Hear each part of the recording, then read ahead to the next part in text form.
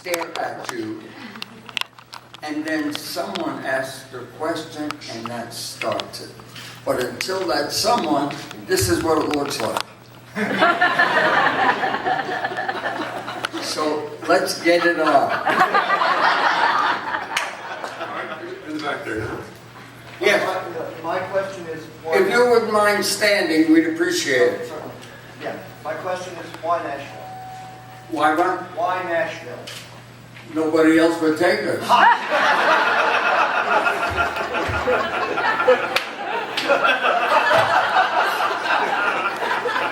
You want the truth or oratory? Yes, Nashville happens to be the hotbed of theater. What I mean by that is, you're going to an audience who is accustomed to going, and they have seen it all. Plus the fact, we need that kind of information to make all of the tweaks of the show ready to present to a ticket-buying public. Nashville, the very, very sound of Nashville is theatrical, and it's a good place to be. That's the best answer I can give you. If we lost the theater, we'd be in Newark. Yes, go right ahead. Anyone at all, feel free. Next. See what I told you before about staring? Yes, ma'am. It's customary now when films are being made to have a making of a documentary. There was a recent, I guess it was fairly recent, documentary. It was a historical perspective of your life. Although it's enough in the past that at some point there might be a sequel. Would there be a way maybe to combine that, your post activities, including this musical, with the musical itself, and with kind of making of the Nutty Professor too? What?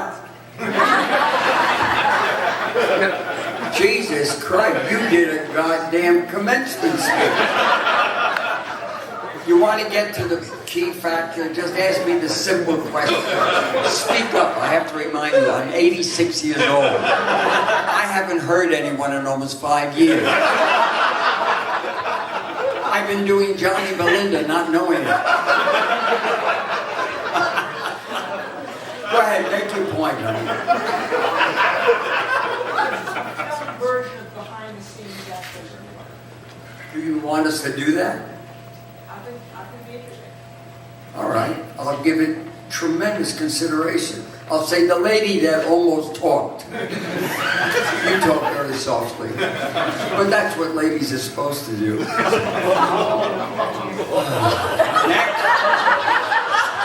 Next. Yes, Evans. Hey, Jack. How are you, kid? How you doing? Good to see you again. Yes, sir. What percentage of this musical? What's the what? What percentage of this musical is the film, and what is new material? Includes storyline. Well, the spine of the show, the spine of the film, we have taken that to present it on the stage live. And the lovely part of it is that I had never anticipated such a move until I met Shirley Temple over here. And you're gonna hear the name Michael Andrews. You're gonna hear that after the first preview. It will spread like wildfire, because the young man I'm talking about not only has the talent, the tenacity, the emotional, his very being is involved in this production. And it's unlike anything I've ever heard of in my life. He came to me in 2005 and came to my office to tell me that I'd be very smart if I listened to him. That was a good opening. And he proceeded to tell me that at 9 years old, he had seen the film The Nutty Professor. And from that day on, it was his dream, and a true dream, to one day play those two characters. And now I see him some 35 years later, and I said, and you still feel that way? Yes, indeed. I said, well, I had never planned on ever redoing it in any way, shape, or form, but let me think about it. Well, then I made the mistake of having him come to my home. That was a mistake, because I haven't been able to shake him off my jacket. He's been with me constantly. And the important part of that is that's the way I want it. We have had incredible input back and forth. It was very, very important for Michael to understand me so that I could get to him on a theatrical level. So he spent a great deal of time with me, and I found the quality of the man was so superior to any quality of anybody I'd ever met. Because most people I've met all through the years have an idea about something, but they rarely move towards it. They like to think about it, hope about it, pray about it, but rarely will they move forward to move it along. His dream shook up my brain, and I realized he knows something. I better find out. And we went forward, and we've been going forward. And not unlike any other show ever, you have to be patient. You have to be patient with your performers. You have to be patient with your own mind. You have to be patient with the work. You have to look at the work now from another point of view. Prior to that, we're all working on getting what we hope will be fine on the stage. Then when you get there, you realize it's there. And you're seeing the excellence of what we did.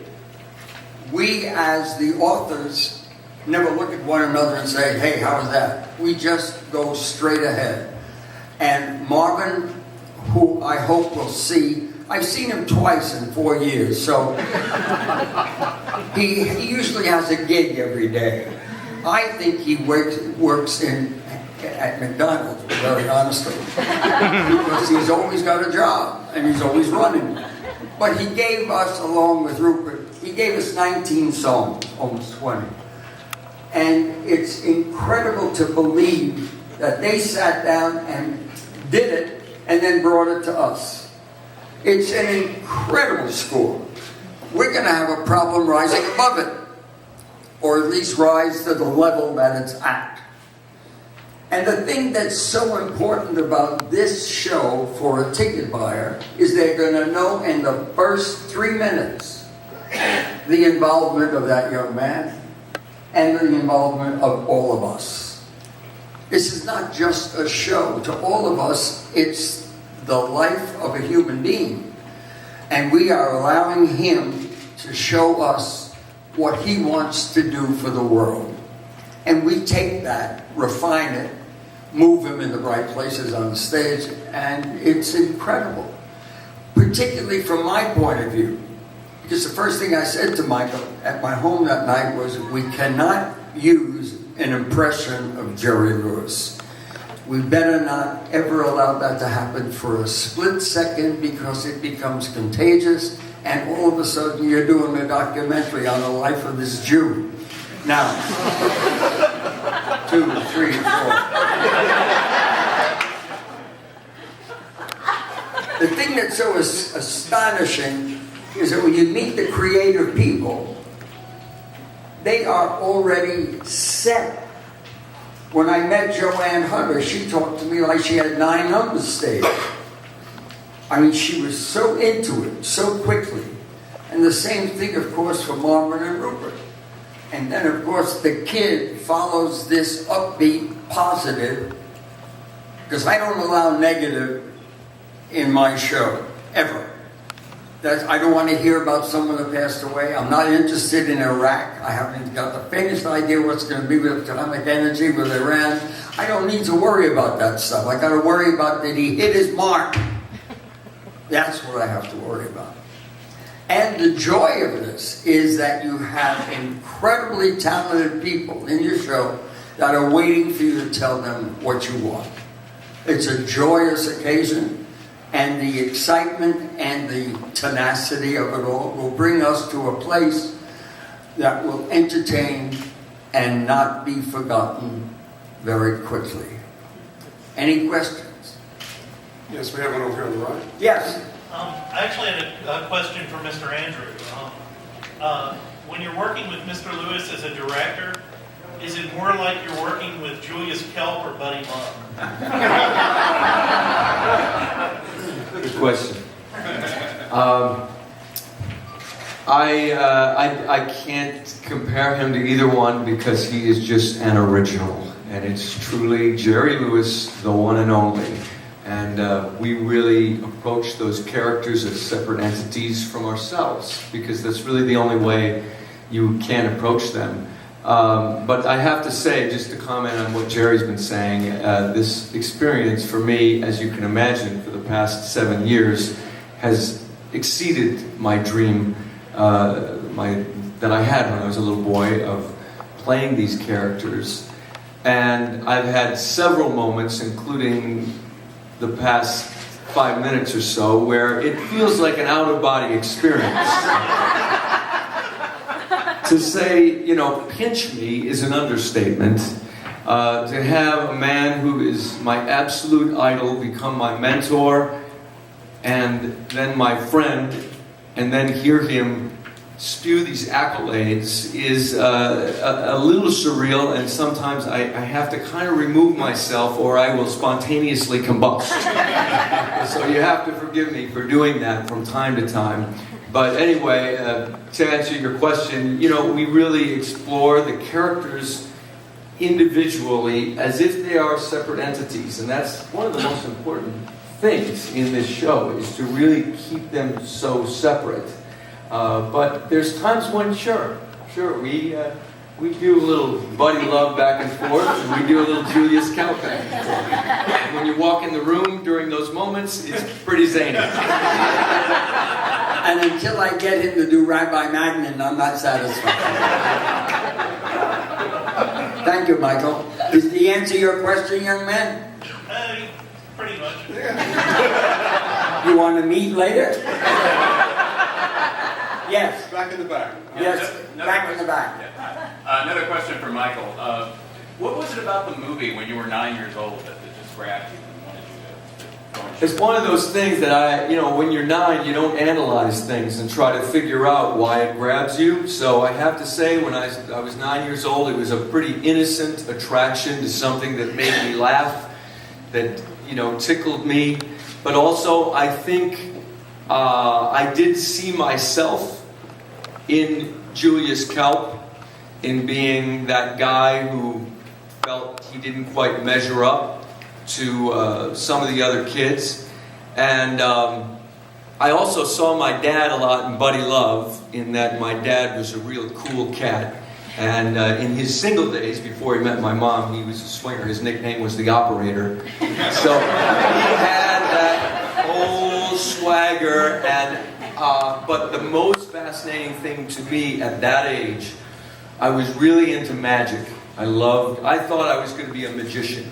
And when I saw that movie, and I saw one man portray two characters that it seemed impossible that was the same person. And it was the greatest magic trick I'd ever seen, and I knew from that time on that I wanted to be an actor because it was better than any illusion I'd seen a magician do. Excellent. Okay.